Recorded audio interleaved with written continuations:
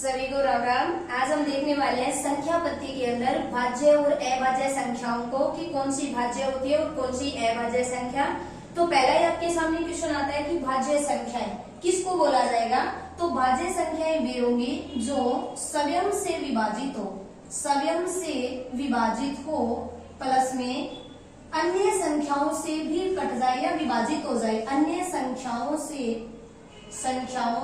विभाजित हो जाए, से विभाजित होना। यानी भाज्य संख्याएं आप ऐसे बोल सकते हो कि वे संख्याएं होगी जो स्वयं से तो कटेगी, साथ में किसी अन्य संख्या का भी हम भाग दे सके, वो कट जाए, विभाजित हो जाए या भाग दे सके, उन संख्याओं को बोला जाता है भाज्य संख्या। ठीक है।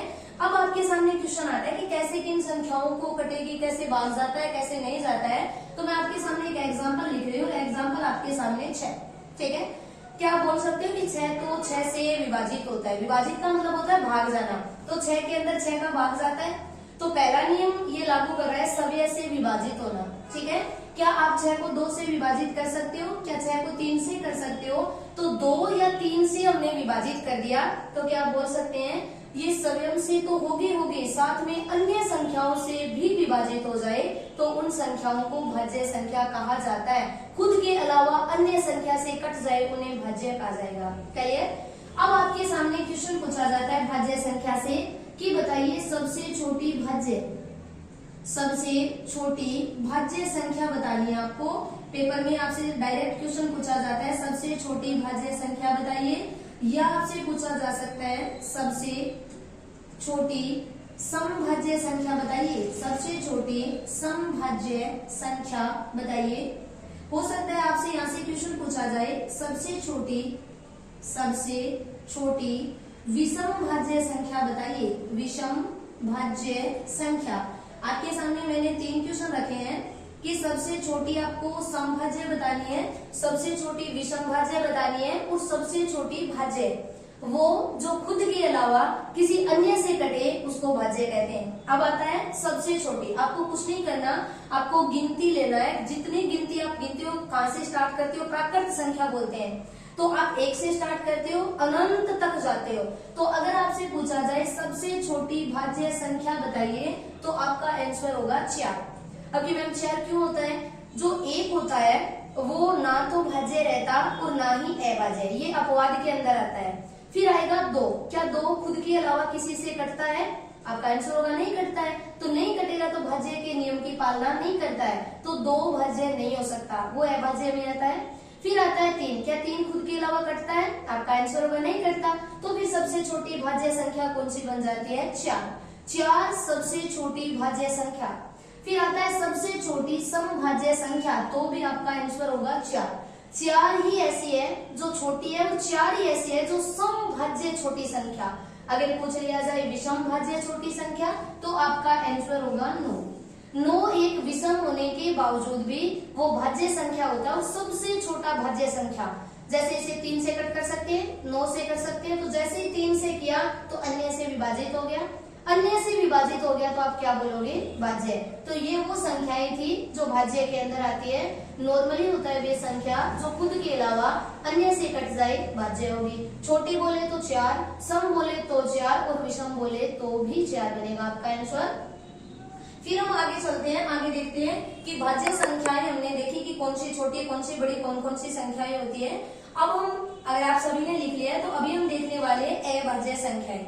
अभाज्य जो संख्याएं होगी वो इसके अपोजिट होगी। जिस नियम की पालना भाज्य नहीं करता है वो नियम अभाज्य के अंदर लगेंगे। जैसे देखिए मैं इन सभी को मिटो रही हूँ यहाँ से, और अभी हम देखेंगे कि अभाज्य संख्याएं। तो अभाज्य संख्याएं वे होगी जो स्वयं से विभाजित हो, उन्हें हम अभाज्य संख्या कहते हैं। स्वयं का मतलब है खुद, वो संख्या केवल खुद से विभाजित होगी, किसी अन्य से विभाजित नहीं होगी, उनको बोला जाता है अभाज्य संख्या। ठीक है। जैसे मैं एग्जांपल के तौर पे आपको देते हैं कि आपके सामने क्वेश्चन है 7। आपके सामने मैंने 7 लिखा है। क्या 7 किसी अन्य संख्या से भाग देता है? क्या 7 में कोई संख्या का भाग जाता है? आपका आंसर होगा नहीं। 7 में केवल 7 का जाता है, 7 के अलावा कोई संख्या नहीं है जो इस 7 को कट कर सके। अब कुछ का आंसर होगा कि मैम 1 होता है, तो 1 मैंने पहले भी आपको बताया 1 अपवाद होता है, ना वो भाज्य होता और ना ही वो अभाज्य। ठीक है। अब आपके सामने वही 3 क्वेश्चन आते हैं। सबसे छोटी अभाज्य संख्या, सबसे छोटी अभाज्य संख्या। फिर आपके सामने आंसर आता है सबसे छोटी समअभाज्य, समअभाज्य। और तीसरा क्वेश्चन आपके सामने आता है सबसे छोटी विषम अभाज्य, सबसे छोटी विषम अभाज्य।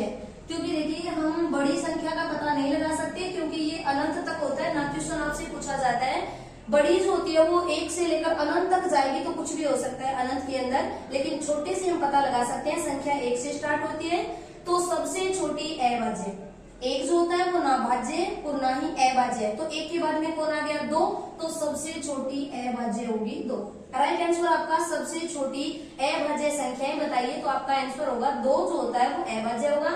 सबसे छोटी सम अभाज्य, तो 2 एक सम है तो हम बोल सकते हैं कि सम होने के बावजूद भी ये संख्या अभाज्य में आती है क्योंकि किसी से विभाजित नहीं होता, इसके हम टुकड़े नहीं कर सकते, तो ये अभाज्य है। सबसे छोटी विषम आपका 1 था जो ना भाज्य ना अभाज्य था, फिर 2 आया सबसे छोटी सम अभाज्य, फिर आएगा 3 भाज्य तो हो नहीं सकता, तो 3 फिर क्या बन गया सबसे छोटी विषम अभाज्य संख्या, आंसर होगा 3। अगर मैं आपसे दोबारा क्वेश्चन करूं, सबसे छोटी भाज्य बताइए, आंसर होगा 4। सम भाज्य बताइए, आंसर होगा 4। विषम भाज्य बताइए, आंसर होगा 9। लेकिन अभाज्य पूछे तो 2, सम अभाज्य तो भी आपका आंसर 2 और विषम अभाज्य तो आपका आंसर बनेगा 3। क्लियर?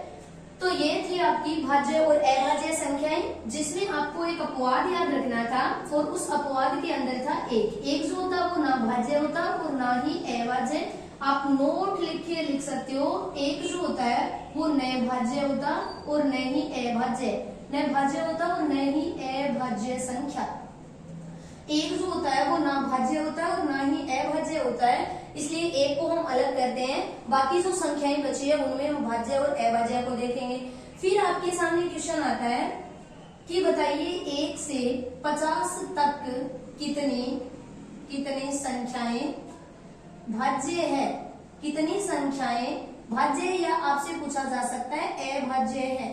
कितनी संख्याएं ऐसी है जो 1 से 50 तक भाज्य है या पूछ सकता है अभाज्य है। हो सकता है आपसे क्वेश्चन पूछ लिया जाए कि 1 से 100 तक कितनी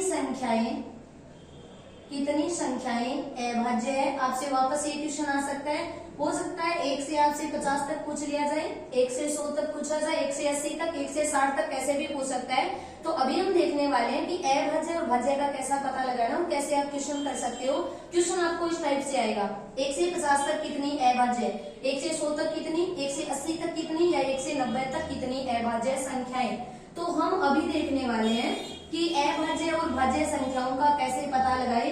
सिंपल तो ये होता है कि खुद के अलावा भाग जाए भाज्य, नहीं जाए तो अभाज्य, लेकिन आपको फिर भी एक ट्रिक याद करनी है ताकि आपको सभी याद हो जाए। तो आपके सामने लिखना है 44, 22, 322 और 321। बस 100 तक आपकी भाज्य और अभाज्य संख्याओं का पता लगेगा। 44, 22, 322 और 321। कुछ नहीं करना, बस रट्टा लगाना आपको 44, 22, 322, 321। तो पहला जो 4 है वो 1 से 10 तक है। क्लियर? अगर पूछा जाए 1 से 10 तक कितनी अभाज्य संख्या है, ये ट्रिक अभाज्य संख्या की है, अभाज्य की रहने वाली है। तो बताइए 1 से 10 तक कितनी अभाज्य संख्याएं, आपका आंसर होगा 4 हो जाएगी। फिर ये रहेगा आपका 1 से लेकर 20 तक। अगर प्रश्न पूछा जाए 1 से 20 तक कितनी अभाज्य संख्याएं हैं, आपका आंसर होगा 4, तो 10 तक हो जाएंगे और 11 से 20 तक 4 और हो जाएगी, तो 1 से 20 तक कुल 8 संख्याएं अभाज्य होगी। इसी टाइप आपको चलते जाना है आगे, ये 30 तक हो जाएगी, ये 40 तक होगी और यहाँ तक आओगे तो 50। हमारा क्वेश्चन क्या था, 1 से 50 तक बताइए कितनी अभाज्य संख्याएं। तो 1 से 50 तक आपको इन सभी का प्लस करना है और ये सभी 15 हो जाएगा। 4, 4, 8 और 2 10 बन गए, 2 12 और 3 बन गए 15, यानी 1 से 50 तक अभाज्य संख्याएं पूछी जाए 15। अगर कि मैम भाज्य पूछ ले तो 1 से 50 तक कुल 50 संख्याएं हैं जिसमें 15 अभाज्य है, तो बच रही वो क्या बन जाएगी, भाज्य। एक तो कुछ होता ही नहीं है। क्लियर? अब चलते हैं, ये ऐसे ऐसे करके आपका 60 हो जाएगा, ये 70, 80, 90 और ये बनेगा 100 तक। ठीक है, तो 1 से 100 तक अभाज्य संख्याएं, इन सभी का प्लस कर दीजिए और 1 से 100 तक सभी अभाज्य संख्याएं कुल 25 होगी। कुल 25 संख्याएं ऐसी होगी जो अभाज्य होगी, तो बाकी जो बच जाएगी वो क्या बन जाएगी आपकी भाज्य। यानी हम बोल सकते हैं 1 से 100 तक की संख्याओं में कितनी अभाज्य और कितनी भाज्य। तो देखिए इसको दो पार्ट में तोड़ना है आपको, तो 25 तो बन जाएगी अभाज्य संख्याएं और 74 बन जाएगी आपकी भाज्य संख्या। 1 से 100 तक कुल 100 होती है, 100 होती है टोटल संख्या, 100 में से 25 अभाज्य और 74 बनेगी भाज्य। किसी का आंसर होगा कि मैम 25 अगर 100 में से घटा दें 75 बचेगा, लेकिन एक जो था वो न तो भाज्य था और न ही अभाज्य। तो 1 से 100 तक 25 अभाज्य और 25 के अंदर 74 बन जाएगी भाज्य। तो इस प्रकार आप भाज्य और अभाज्य संख्याओं को अलग कर सकते हो। भाज्य खुद से प्लस में अन्य से कटेगी, अभाज्य केवल खुद से कटेगी। अगर मेरी क्लास आपको अच्छी लगी सब्सक्राइब करना